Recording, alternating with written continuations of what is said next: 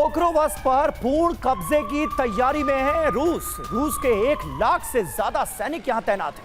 Pokrovsk के पास रूसी सेना की बड़ी तैनाती की खबर सामने आ रही है। यूक्रेनी आर्म्ड फोर्स के कमांडर इन चीफ की तरफ से यह बड़ा दावा किया गया है रूस के डिप्लॉयमेंट को लेकर।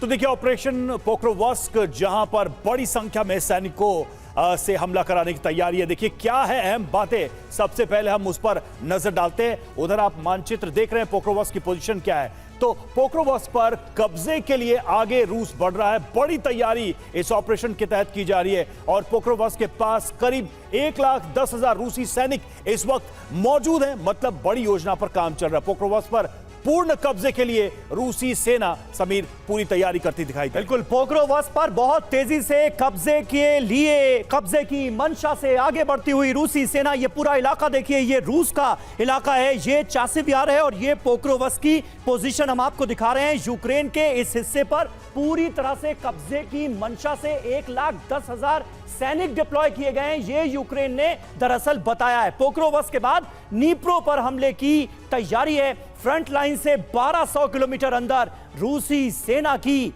मौजूदगी है। इस लिहाज से भी यह खबर बड़ी है रवि।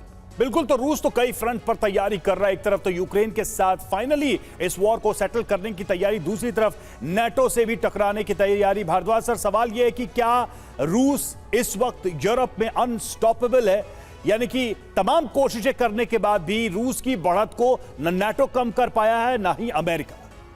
देखिए रवि, इनका मुझे लगता है जो मकसद क्या है इन सब का, ये समझना बहुत ज़रूरी है। देखिए, यूक्रेन पीस चाहता है कि जस्टिस चाहता है। यूक्रेन पीस की बात नहीं कर रहा, जस्टिस की बात कर रहा है कि जो स्लोविक रीजन रशिया ने अभी तक ले लिया उसको लौटाया जाए।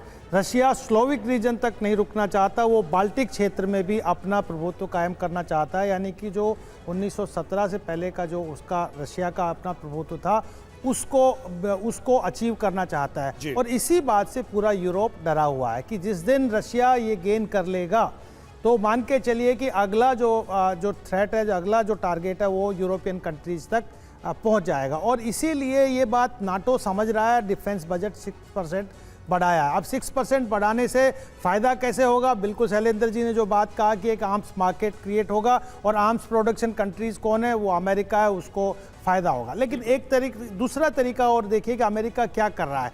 अभी ट्रंप ने कहा है कि जो सैंक्शंस है वो बिल को आगे बढ़ाइए, यानी कि और सैंक्शंस रशिया पे बढ़ाइए। रशिया इस बात को लेके बहुत कॉन्शियस है और इसीलिए इस तरीके से ताबड़तोड़ पूरा यूक्रेन पे वो हमले कर रहा है। तो जो पूरा ये लड़ाई है, ये जो नियर अब्रॉड रशिया का है, वो रशिया उस पर अपना प्रभुत्व कायम करके एक सिक्योरिटी जोन, एक बफर जोन क्रिएट करना चाहता है। लेकिन दूसरी तरफ ये भी देखिए कि रशिया खाली ऐसे नहीं कर रहा है। ये जो चाइना ने कहा कि नो लिमिट पार्टनरशिप हमारी रशिया के साथ में रहेगी, यानी कि अगर एक्सेलरेट होता है और नाटो वर्सेस रशिया होता है तो निश्चित रूप से जो दूसरे कंट्रीज हैं जो टारगेट में अमेरिका में इंडो पैसिफिक रीजन के, वो निश्चित रूप से रशिया के साथ खड़े होंगे। तो ये थमने वाली लड़ाई दिख नहीं रही। क्यों नहीं दिख रही? कि एक तरफ डिफेंस बजट बढ़ रहा है, दूसरी तरफ जिस तरीके से तैयारी हो रही है और रशिया जिस तरीके से अग्रेशन और आगे बढ़ता जा रहा है, तो निश्चित रूप से एक बहुत बड़ा थ्रेट क्रिएट हो रहा है। इसमें जो पीस कैंप है वो बात हो सकती है कि एक तरीके से फियर फैक्टर क्रिएट हो जाएगा अमेरिका और रशिया में। जैसे कि ईरान के स्ट्राइक से इजराइल और जो कतर में जो स्ट्राइक हुआ उससे फियर फैक्टर क्रिएट हुआ। लेकिन कहीं पर जस्टिस दिखाई नहीं दे रहा कि भाई जो लोग मारे जा रहे हैं, जो ह्यूमैनिटेरियन कंसर्न है और जिस तरीके से तबाही यूक्रेन में हो रही है, वो उसकी तरफ इंटरनेशनल कम्युनिटी का कोई ध्यान नहीं है। बिल्कुल सही बात आपने कही और मानवता का ये जो एंगल है, इस और ध्यान किसी का नहीं है। और प्रोफेसर साहब, आज आपने तमाम समीकरणों को बहुत अच्छे से समझाया और देखिए, मैंने आपको बीच में बिल्कुल नहीं रोका, तो आपकी शिकायत भी मैंने दूर कर दी।